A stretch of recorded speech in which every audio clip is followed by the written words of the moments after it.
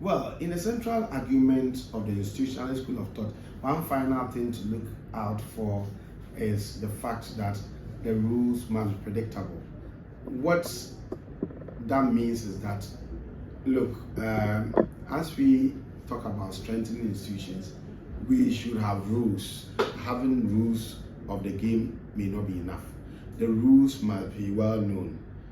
The rules being well known may not be enough in our quest to strengthen institutions. The rules must be enforced, and that is also not enough. The rules must be internalized. I've explained that already.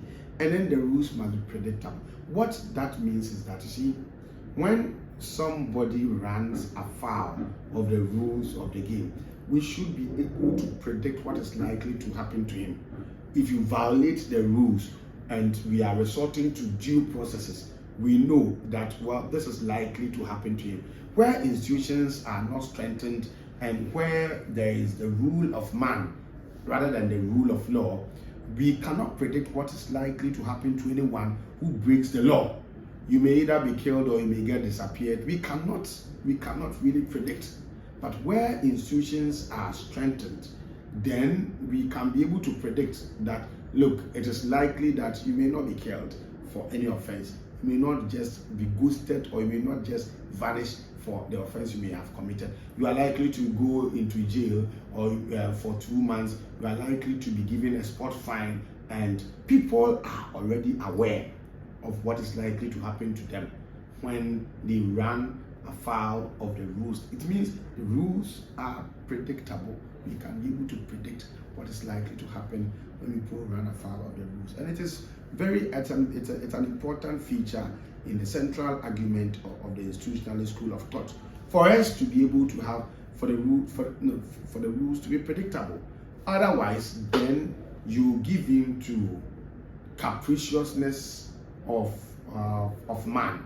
People can do things. They can do things anyhow they please. They can be whimsical and they can be capricious. And when people run afoul of the rule, they are subjected to the mercy of other superiors, and that does not help.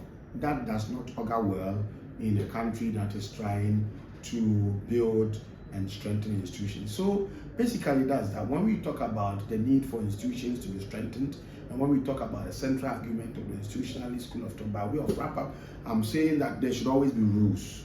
The rules must always be well known. The rules must always be enforced.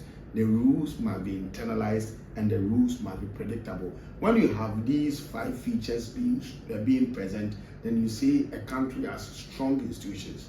You see institutions are strengthened. So when Barack Obama came to tell us that Africa needs strong institutions, Africa does not need strong men, he was simply saying that the rules that regulates our repeated human interactions in all the organizational setups we find ourselves must be there.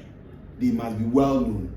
They must be implemented or enforced. They must be internalized, and then they must be predictable. If you do this, you say you have strong institutions. I would draw the curtains down on my lecture on institutions here, and then I think I'll move on to talk about something else depending on what you, my students, tell me. I mean, you can just subscribe to the channel and then listen to some of these summaries, so that when I give you the reading materials and the handouts, and you read what is written or documented in the reading materials will make more sense to you. I thank you very much for your attention.